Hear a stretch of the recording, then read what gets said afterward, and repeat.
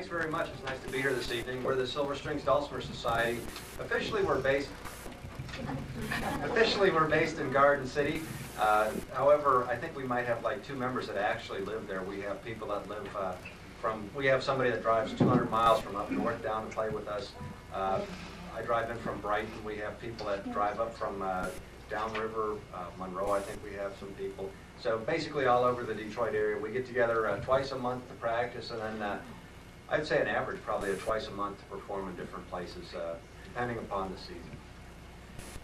First song that we just played was called the Westphalia Waltz. When the club was formed about 13 years ago, that by default became the club song because it was the only one that everyone knew. And the club came into being because a bunch of people took dulcimer lessons at Greenfield Village, and at the end of their lessons they thought it was really fun and they would like to continue playing, so they got together and formed the club. And it has gone through a couple of different combinations and iterations. We've met in a couple different places, and now we're at least reasonably well settled into Garden City.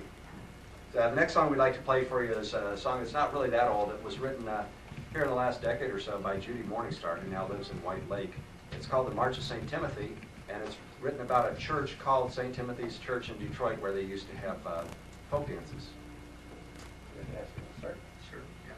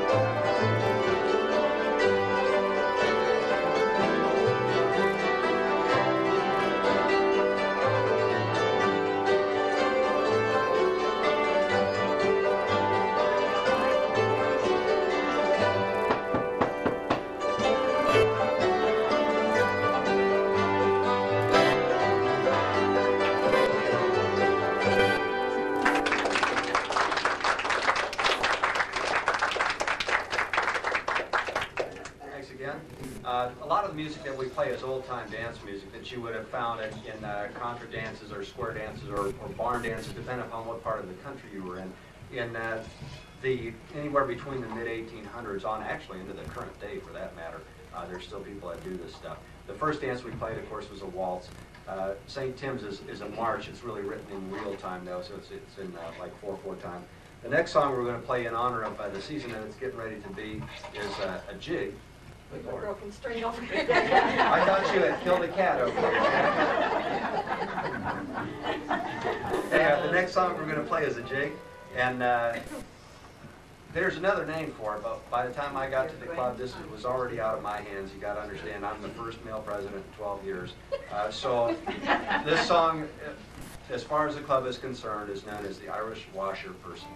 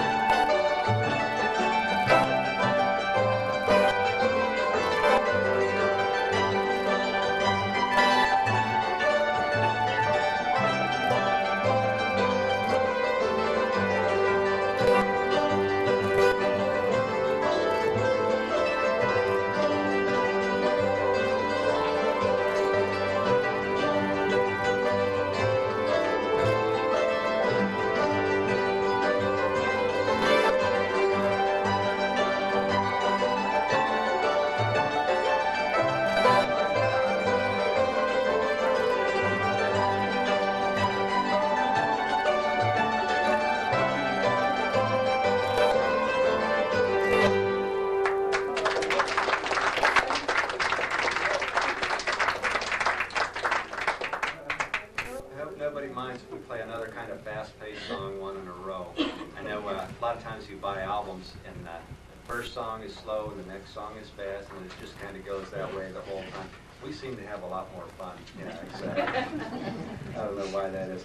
The next song is called Down Yonder.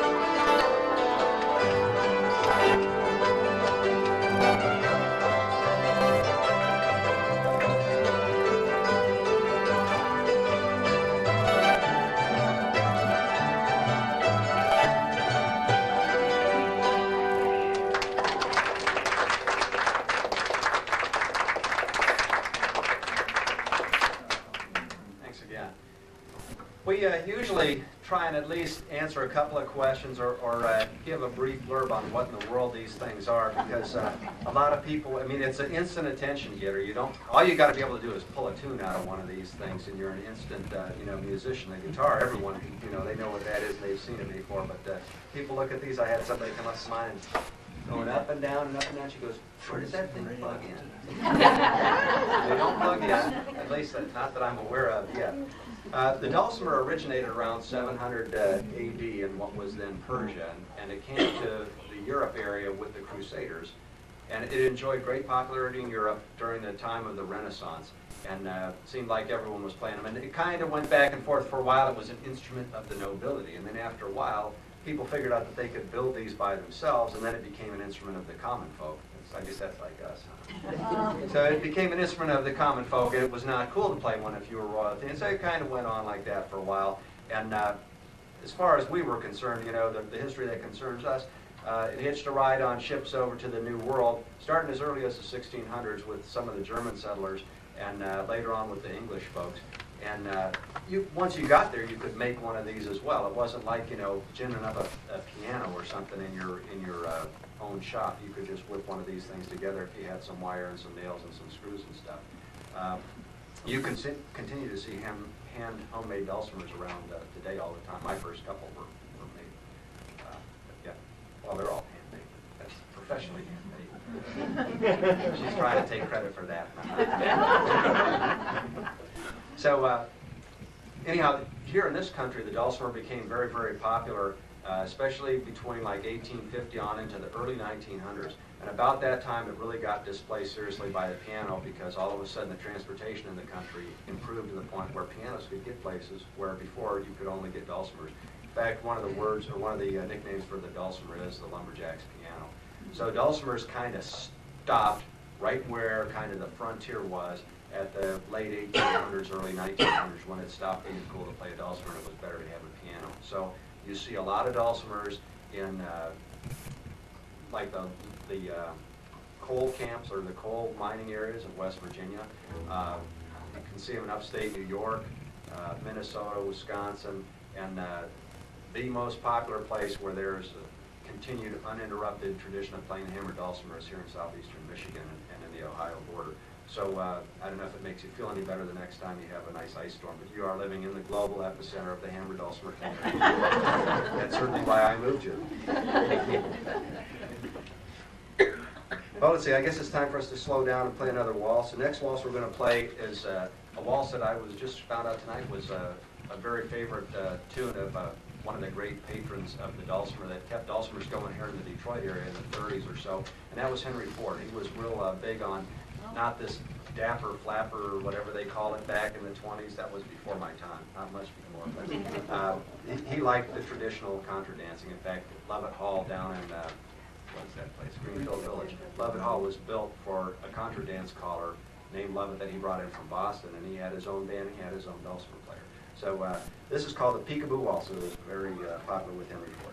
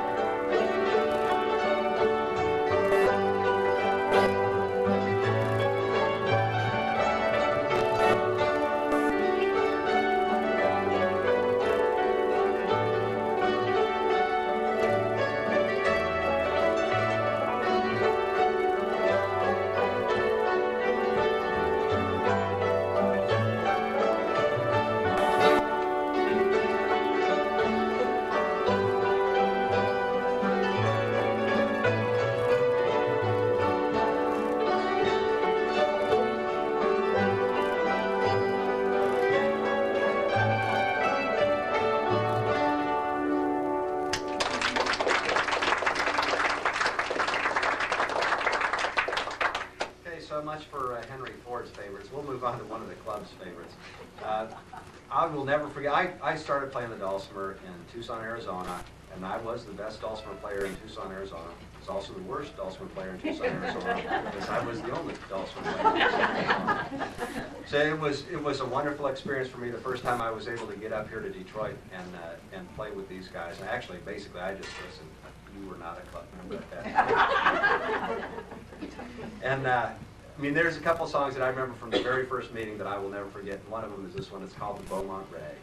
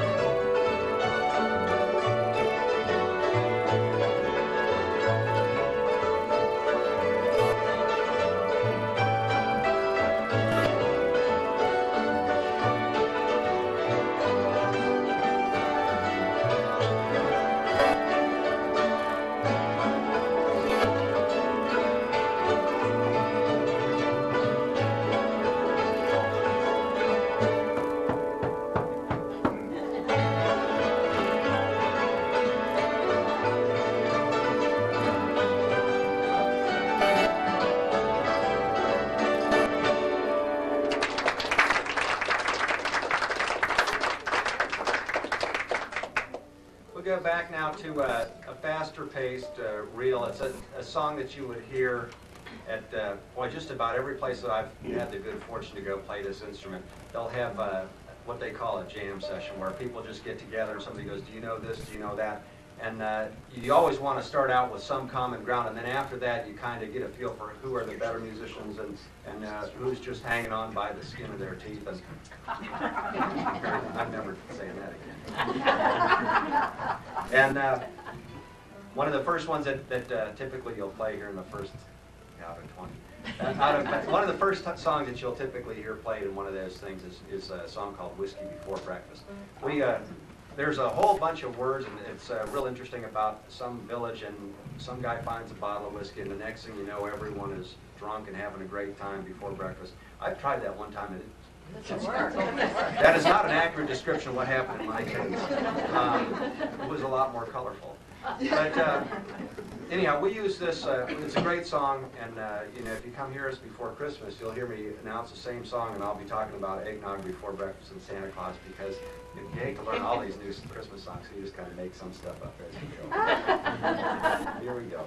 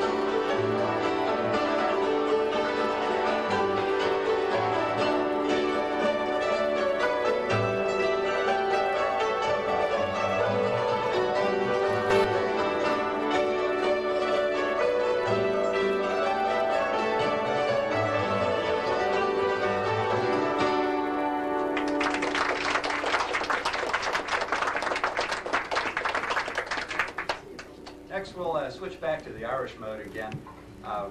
We're going to play an Irish polka. It's not like I would think my grandparents were Finnish, and they have like a certain way that they do a Scandinavian polka.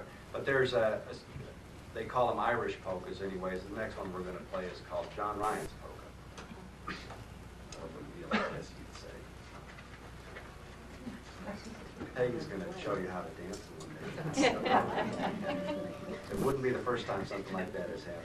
We all just came back from, or I'd say probably half the people here just came back from spending all weekend in Ohio. And we go, it's not like you can usually get a lot of lessons on instruments like this, especially once you pick up the basics.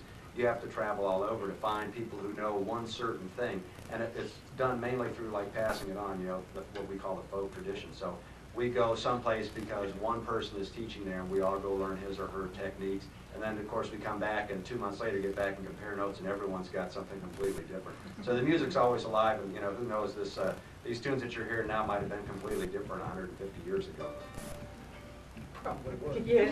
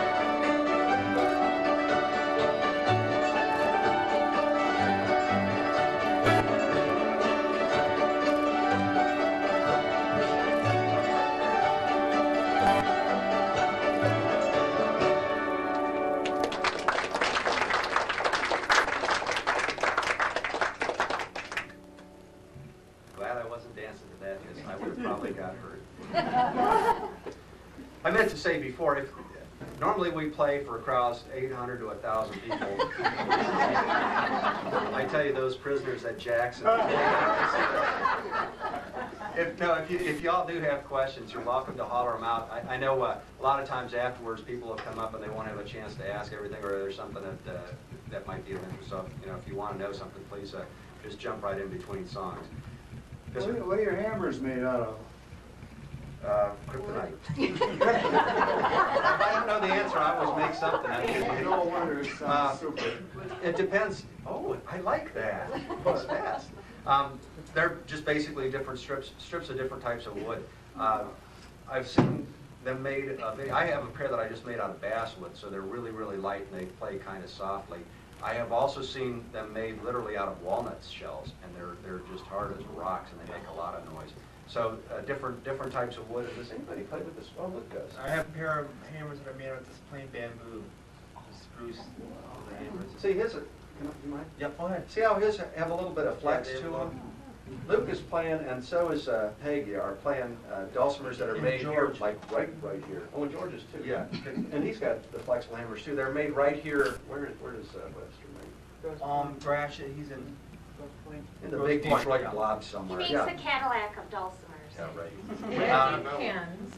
Anyhow, they're tuned slightly differently, and the strings are a lot tighter. You can come up and, like, if you were to play with hammers this rigid, after a while your hands would get sore. So a lot of people that play Websters will use these more flexible hammers. It's a more characteristic hammer for Michigan players. He makes these are his own styles, and he plays with them. There are a lot of people that call it these billy clubs. They don't like these type of hammers, but there are a few that do like them. Yeah, there is a very distinct style of playing to Michigan, and it's kind of based on the Webster dulcimer and those more flexible hammers. You see it more as you head up north or in around here. As you leave Michigan, you'll see almost exclusively these more type of hammers and this different type of tuning. I would have a tough time. I could play on this bridge at Peggy's dulcimer, but I couldn't play on this bridge. I'd be lost. And we have typically a hard side, and then the other side's covered with a leather or something, so it makes a softer sound, should you choose to do that. Which I have done because the humidity in this building is a lot different than it is in my house, and I think I'm totally out of tune by now. Yeah, most of the instruments up here have between 50 and 100 strings, and they change depending upon the temperature and the humidity. And of course, a lot of us have two different types of metal for the strings, so the different types of metal change differently with the different temperatures. So they say if you're going to be a hammer dulcimer player, you spend about 15% of your time tuning and about 80% playing out of tune. We're doing a good job. I noticed the first song that I got one going out of there, several going out of there. Where are we? Okay, next song we're going to play is another waltz. It's an old-time one anyways. It's written about a sailor coming out from the sea, and his wife knows that it's good news when the wind blows out of the south, because that means that the wind is in the right direction for her husband to come home.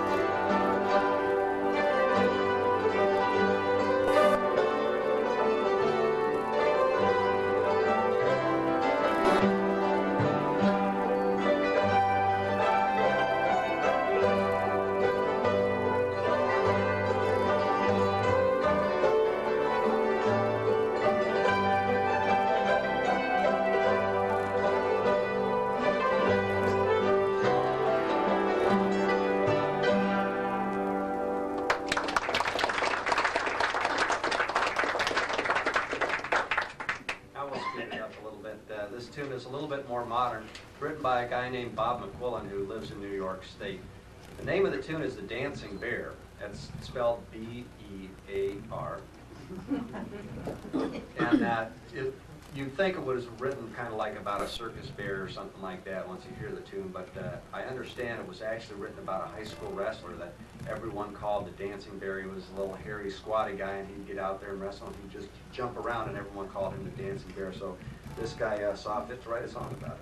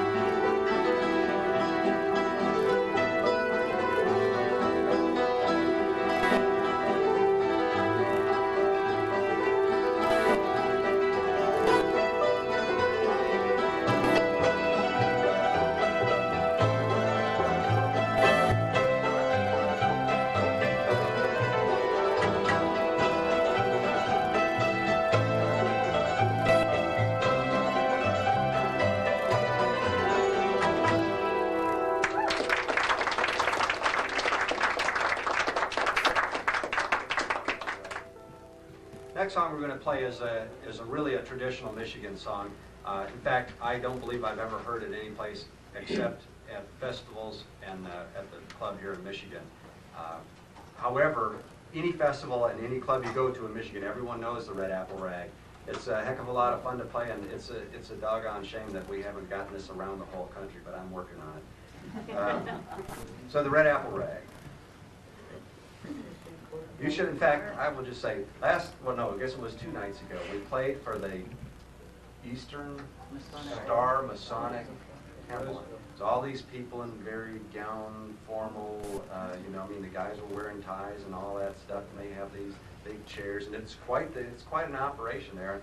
They sit there and they're so polite. And we could have performed the worst, and they'd all, And then it gets to the Red Apple Rag, and I'll respond to it. They were rocking out too. It was just like, hey.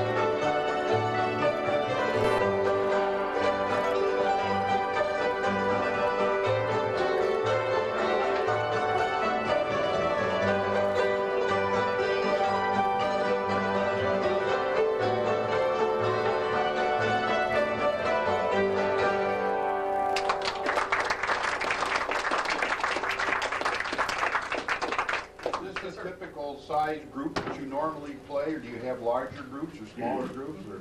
The club has, I think, about 80 or 85 members. All you got to do to be a member is cough up $15 to Peggy. And there's absolutely, as we have proven in many cases, no requirement for musical talent or anything like that. We probably, at an average meeting, it depends quite honestly on the weather.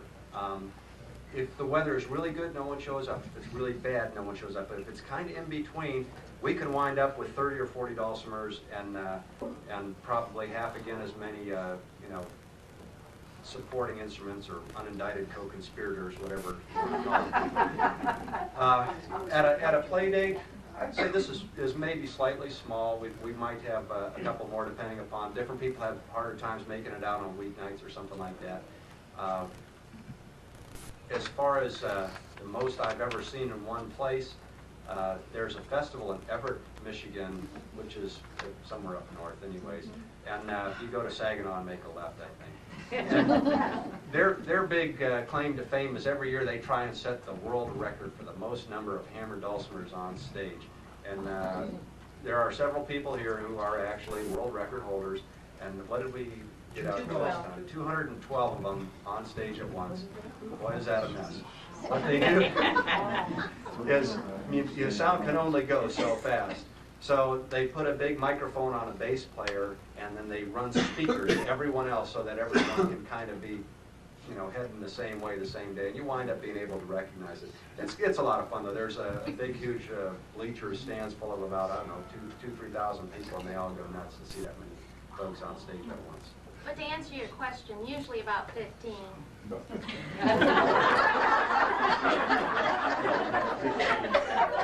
I forgot the question.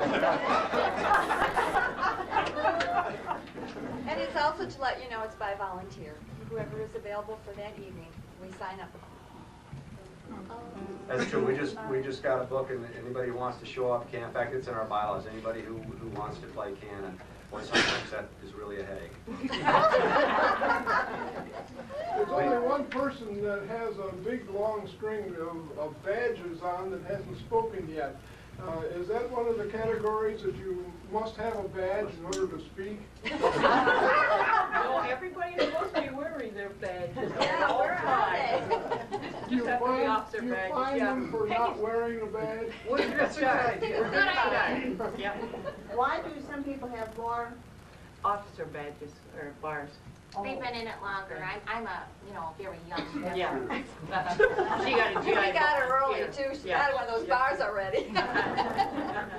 I noticed also that you brought the bass player along. You had to have the bass. It would have been big trouble without it. I also noticed that you have a 12-stringer back there that we can't hardly see. Oh, you can hear me though. Show your Yeah, we can't see the banjo either. Put it back there all the time. Is it possible to hear of notes off of each one of these particular different instruments? Sure. For instance, banjo, if we could have it. This is a 5-string banjo. There's two kind of banjos, a 4 and 5 string, sometimes referred to as 4.5 string. And this particular banjo is played mainly for old-timey music, folk music, and bluegrass, and I'll just play a couple bluegrass runs.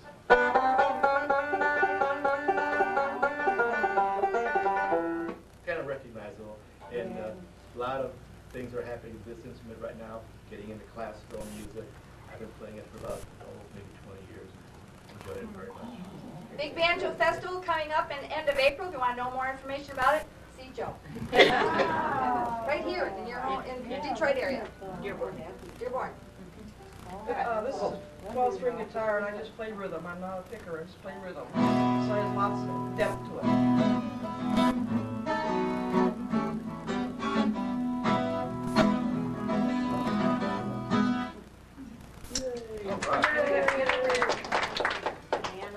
Well, this is a mandolin that was made in Michigan, Kalamazoo, Michigan in 1917.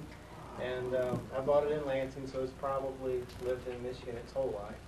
And this would have been handmade, because back in those days, they mainly only had lights for the factories.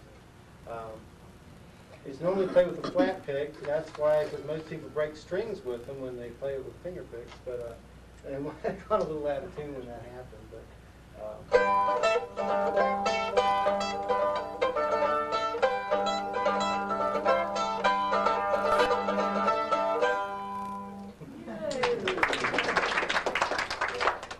This guy. Bass fiddle? Well, bass fiddle, we all know that's way back in time of Mozart and all those. And now, of course, bass fiddle is used in folk music and bluegrass and so forth. Jazz.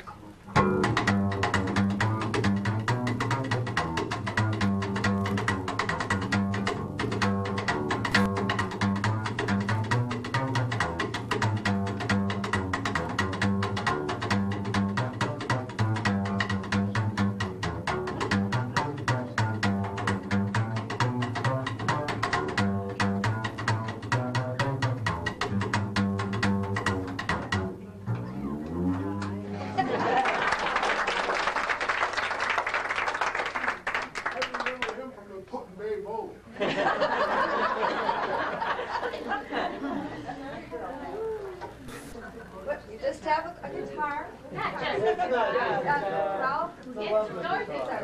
Back up, people. And Tom's on the guitar back here too. Yeah. He's hiding back in the corner. And there'd be the rest of us. A couple of years ago when I had that position, one day we were playing for a lovely bunch of people, and I decided to do just what we did and introduce the different instruments. I was shocked, really, because they're always in the background. I was shocked at the wonderful talent that we have in our club, and I'm just so glad to be a part of all of this. Webster, number one.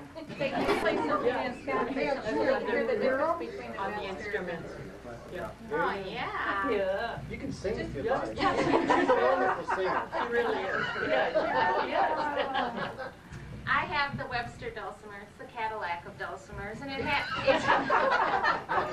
Personal opinions. And my instrument, or this Webster instrument, is very bold and brassy, somewhat like its owner. But one of the neat things about a dulcimer, if you pay attention, if I talk into this, my dulcimer will sing back to me. If they were playing and I didn't hit any strings, my dulcimer would sing all by its own. So it makes music just by itself, and it's a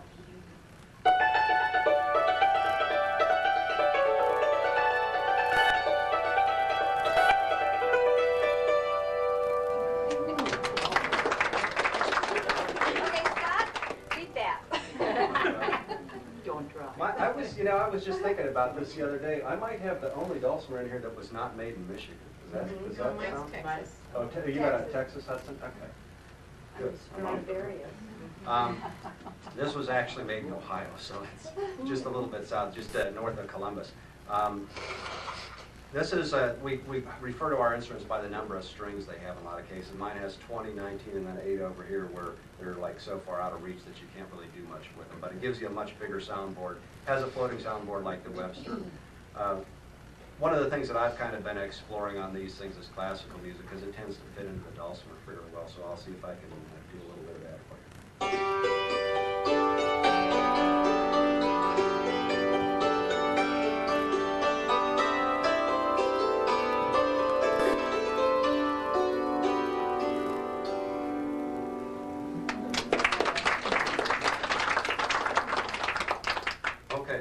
Get done here or we're going to get the hook, which has yet to happen. Which has yet to happen in club history. I don't want it to happen on my watch. Like they said, we do have some wonderful musicians here, and we make it a point to make everyone that wants to come to these things, they can sit in the back if they want, they can go up in front if they want. And it's kind of an individualized thing, you know. We have some wonderfully gifted musicians. We're also always looking for some more at any skill level. If you're interested in playing the dulcimer, or you know somebody who would like to take that up, we know people that give lessons. We know people that have stores. We can tell you advice on what kind is the best one to get. So we have some business cards. We have a little flyer if you'd like to grab one of those. Also, if there's you know, like you found out here, we're available for rent or purchase at different functions and stuff like that. We play out throughout the year, so if you're interested in that, we can certainly give you some advice. The last tune we've got is actually 3 tunes, all in rapid succession, that are very favorite Dulcimer tunes you find all over the place. See if I can get them right this time when I introduce them. The first one is called Ragtime Annie, or Raggedy Ann. The next one is Soldier's Joy. It's a tune written in the Civil War by a prisoner of war. And the last one is, we call the national anthem of the hammered dulcimer. It's called Golden Slippers. And it's probably, if you were to start taking lessons, it would be the first song that you learn. And it's one of those songs that you can pluck out when you're a rank beginner, and you can continue to add more and more to it. The better and better you get, you're never done learning how to play Golden Slippers. So it's a great song when people of varying abilities get together and all get the chance to play together. So we call this the Endless Medley. It only lasts 5 minutes.